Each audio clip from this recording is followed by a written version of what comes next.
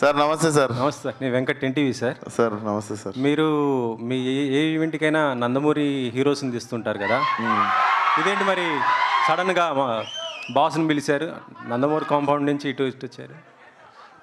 కంపౌండ్లు మీరు వేసుకుంటారు, మాకున్న కాంపౌండ్ ఒకటే, మా ఇంటి కాంపౌండ్. ఇక్కడ కాంపౌండ్ ఏం లేదు, ఇండస్ట్రీ అంతా ఒకటే. And boss is boss.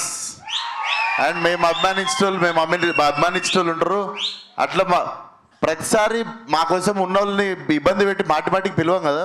And దీంట్లో మాకు ఫ్యూచర్ ప్రొడ్యూసర్ రిలేషన్ ఉండొచ్చు, మా రిలేషన్ ఉండొచ్చు. అండ్ మా నాన్నకి చిరంజీవి గారికి రాజకీయాల టైం నుండి పరిచయం ఉంది. సో ఆ టైంలో మా డాడీ ఎమ్మెల్యే కంటెస్టెంట్ మలక్పేటలో. He was always like well wisher since when I was kid. So రావడానికి 1000 కారణాలు ఉంటాయి. మీరేయకుండి కాంపౌండ్లు. ఆల్రెడీ అనవసరంగా లేని వాటికి అందరు హేట్రేట్లు పెంచుకొని ఒకరినొకరు ఏవేవో అనుకుంటారు. మీరు ఇంకా ఇట్లాంటివి డైల్యూట్ చేయండి, కానీ మీరు వచ్చి మళ్ళీ ఇంకొకటి పెట్టకండి మొదల. This is very clean place. మా అందరం చాలా మంచి ఇంటెన్షన్తో ఒక సినిమాని ప్రమోట్ చేసుకోవడం కానీ, ఫంక్షన్కి పిలవడం కానీ, చాలా పెద్దరిగా చాలా మర్యాదతో మేము పిలుస్తాం. మీరు వచ్చి దాన్ని మెల్లగా దాంట్లో ఏం ఏకూరు దాంట్లో అంతే. ఓకే సరే. గతంలో రాజేంద్ర ప్రసాద్ గారిది మేడం వచ్చింది, ఎస్ ఆల్రెడీ చూశారు. యాజ్ డీజ్ సేమ్ అలాగా ఇప్పుడు లైలా ఇలా చేస్తున్నారు. దానికి ఇక్కడ థియేటర్లో అంటే ఆ కెమెరాలు వెనక స్పేస్లో ఉన్నోళ్ళలో హార్డ్లీ నాకు తెలిసి 4-5 చూస్తుంటారు. 2 దశాబ్దాలు అయిపోయింది ఆ సినిమా వచ్చి.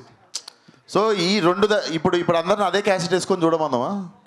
వీళ్ళకు కొత్త క్యాసెట్ చేయాలి కదా. ఇప్పుడు సోషల్ మీడియా, వీళ్ళ కోసం టీవీలు ఉన్నాయి, అన్నిలో వస్తూనే ఉంటుంది, అది రిపీట్ అవుతూనే ఉంటుంది. సార్ కామెడీ సినిమా వచ్చిందని నెక్స్ట్ కామెడీ సినిమా చూడమా? ఈ జానర్లో సినిమా వచ్చి 2 దశాబ్దాలు అయిపోయింది. రెఫరెన్స్ మీరు వాడుకున్నారంటున్నాను. రిఫరెన్స్ ఏం వాడలేదు సార్. నేను ఊహ తెలియని టైంలో చూసిన సినిమాలు అవి. బట్ నేను ఈ జనరేషన్కి ఇప్పుడు ఉన్న ఫిల్మ్ మేకింగ్కి కానీ, ఇప్పుడు రైటింగ్కి కానీ, ఇప్పుడు ఉన్నవన్నీ వాడుకొని మేము ఎట్లా చేసినాం అన్నది I wanted to fill this gap అన్నట్టు. తెలుగులో వచ్చి టైం అయిపోయింది సినిమా. కోయి ఈ పాట కొద్దిగా అంటే ఇది ఒక మతానికి వాళ్ళు ప్రేయర్ చేసుకునే దాన్ని మీరు ఇలా వాడటం ఏంటి? అసలు కాదు సార్, అసలు కాదు. మీరు వెళ్ళి రీవిజిట్ చేయండి ఆ వీడియోని. మీరు మాట్లాడిన తప్పైతే మీరు కరెక్ట్ చేసుకోండి. అది డెఫినెట్లీ ఒక సరదాగా మనిషి. అండ్ మాకు డైరెక్ట్లీ ఆ మనిషితో మాట్లాడడం జరిగింది. ఆ మనిషి మాకు మీరు పెట్టుకున్నారు, గుర్తించారు, వీఆర్ వెరీ హ్యాపీ అని చెప్పి ఆ మనిషి మాతో మాట్లాడడం జరిగింది.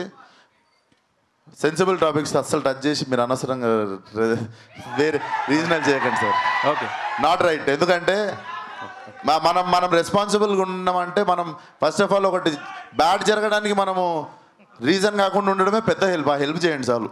ఓకే సాహు గారు నెక్స్ట్ మీరు చిరంజీవి గారితో సినిమా చేయబోతున్నారు కదా, అంటే అనిల్ రావిపూడి ఆయన మేకింగ్ మొత్తం కూడా కామెడీ, ఎంటర్టైన్మెంట్ ఉంటుంది. ఆ జోనర్లో ఉండబోతుందా లేకపోతే ఇంకా నెక్స్ట్ ఏమన్నా? సేమ్ అనిల్ జానర్లో సినిమా అండి. Anil genre, same commercial cinema. ఎప్పటి నుంచి స్టార్ట్ అవ్వబోతుందండి? ఒక 4 months తర్వాత స్టార్ట్ అవుతుంది. సాహు గారు ప్రొడ్యూసర్ సాహు గారు హాయ్ అండి. హాయ్ అండి సార్, ఈవేళ రేపు చిన్న సినిమాలు విశ్వక్ గారు చిన్న సినిమాలు, మీడియం సినిమాలకి ఏంటంటే ప్రొడ్యూసర్లు కొద్దిగా ఇబ్బంది ఉంటుంది. ఈ ప్రొడ్యూసర్లకి కొద్దిగా ఇబ్బంది ఉంటుంది. ఈ ఓటీటీ ప్లాట్ఫామ్లతో మాట్లాడుకుని డేట్లు వేయడం అయ్యింది ఇబ్బంది. బట్ మీరేంటంటే ఆల్మోస్ట్ నాకు తెలిసి 6-7 నెలల నుంచే ఈ సినిమా February 14th అన్నారు. ఆల్రెడీ కొన్ని అనౌన్స్ చేసిన సినిమాలు కూడా ఆ లెక్కలో సెట్ అవ్వక పోస్ట్ పోన్ చేసుకున్నారు. బట్ మీరు మాత్రం చాలా కాన్ఫిడెంట్గా February 14th అని అన్నారు. అప్పుడు ఆ డేట్గా వస్తున్నారు. అంటే ఏం లేదండి, ఇప్పుడు ఆ సినిమాలన్నీ ఏంటంటే అనుకున్న టైంకి రాలేక పోస్ట్ పోవటం వల్ల మళ్ళీ డేట్ దొరకపోవటం వల్ల ప్రాబ్లమ్స్.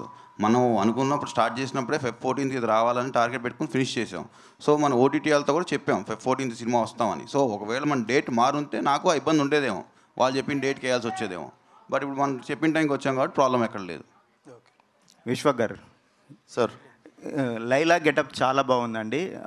ఇప్పుడు హీరోయిన్లకు పోటీ వచ్చేంత గ్లామరస్గా కనిపించారు. సో నా క్వశ్చన్ ఏంటంటే, ఎవరైనా స్టార్ హీరో అడిగితే మీరు వాళ్ళ పక్కన హీరోయిన్గా చేస్తారా?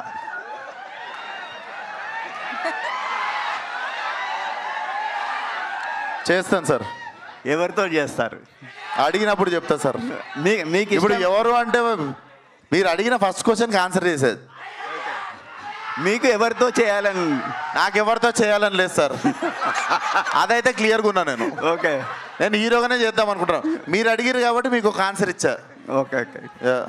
అయితే లైలా గెటప్లో మీకు ఎదురైన టఫెస్ట్ ఛాలెంజ్ ఏంటండి? అదే సార్, ఇంటికి వెళ్ళాడు, ఇంట్లో ఒక్కడిని ఉండడు, మిగిలిందంతా అందరూ సెట్స్లో మామూలుగా సెట్స్లో 400-500 మంది 500 మంది సాంగ్ షూట్లు అవి అయినప్పుడు ఆ గెటప్లో అంతమంది ముందు కాన్ఫిడెంట్గా ఉండడం అదొకటి మెంటల్లీ ఛాలెంజింగ్ ఉండే. బట్ అది కూడా నాకు తెలిసి ఒక 2-3 గంటలు సెట్ అయిపోయినా. ఓకే, థ్యాంక్ యూ అండి.